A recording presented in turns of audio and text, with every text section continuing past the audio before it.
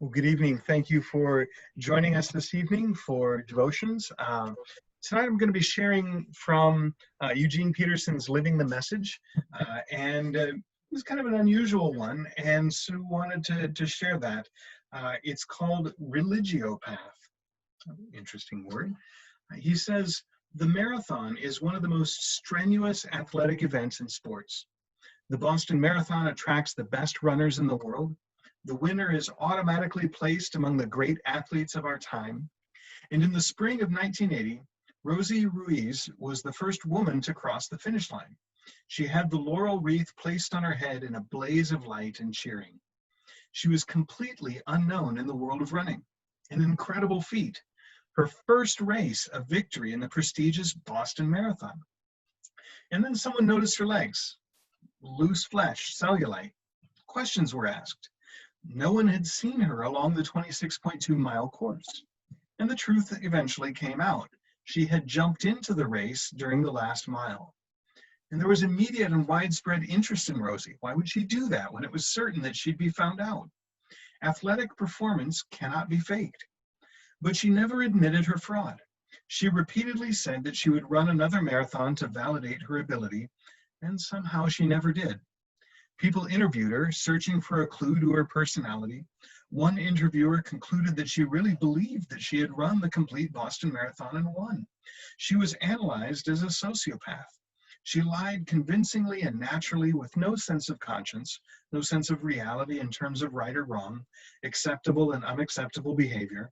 She appeared bright, normal, and intelligent, but there was no moral sense to give coherence to her social actions. And in reading about Rosie, I thought of all the people I know who want to get in on the finish, but who cleverly arrange not to run the race. They appear in church on Sunday, wreathed in smiles, entering into the celebration, but there's no personal life that leads up to it or out from it. Occasionally, they engage in spectacular acts of love and compassion in public, and were impressed, but surprised, for they were never known to do that before.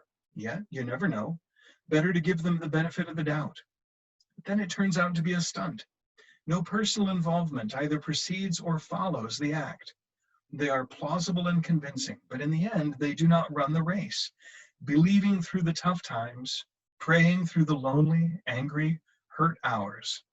They have no sense for what is real in religion, and the proper label for such a person is a religiopath. And he quotes 1 Corinthians chapter 9, verses 26 through 27 in the Message. I don't know about you, but I'm running hard for the finish line. I'm giving it everything I've got. No sloppy living for me. I'm staying alert and in top condition. I'm not going to get caught napping, telling everyone else all about it, and then missing out myself. Now, I thought that was really interesting for a number of reasons. I mean, in one sense, we might say, well, wait a minute, isn't grace precisely about the fact that none of us can earn our salvation? And certainly, actually, that's true. But if we define salvation only as getting our ticket punched for heaven, then we've actually missed the point for which God is calling us into relationship. And I know we've talked about that before, but when it comes to living the life of faith, it matters what we do. It matters that we live each day engaged in the struggle. Now, someday we may do better. Some days we may do better than others. Other days, maybe it's just a tough time. One step forward, two steps back sometimes. But the important thing is to keep engaged in that journey.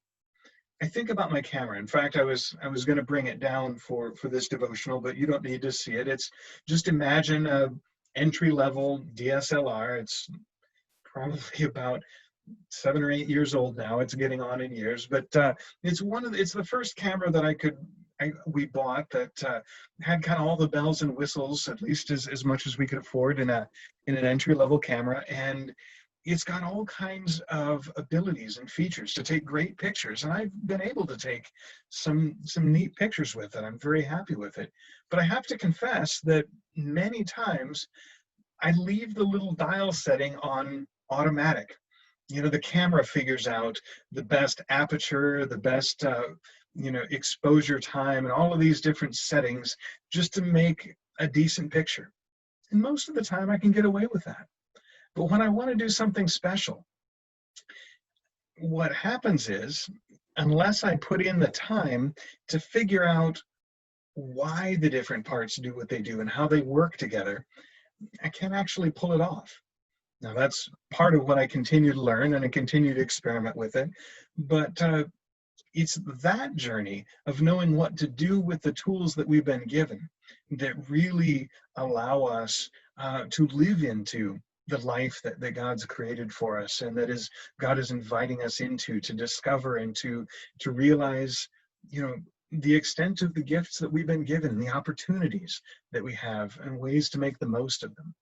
So wherever we are on the journey today, I guess what I'd like to share, or what struck me out of that really fascinating story by Eugene Peterson of someone faking their performance in just to get the accolades, the idea of that we want the rewards, or at least maybe even just the public validation of our virtue or of our faith, or being on the right side, which are actually pretty important things to have the faith, to be one who is pursuing good things, justice and mercy and all of that. And yet you can't get there without daily engaging in it and training and making the little decisions and the choices, being engaged in that struggle day by day. It reminds me of actually a Muppet sketch, and I guess I'm going to wrap up with this, is on the Muppet Show back in the 70s. I remember a very brief sketch where Dr. Teeth was talking to Floyd, and he says, "How do you get to Carnegie Hall?" And of course the response was, "Practice, man, practice." It's an old joke in a new form. Actually, I guess at this point, 50 years or so is probably not so new anymore. But that idea, it takes practice. So let's keep at it. And God bless each of us as we together walk on that journey. Good night.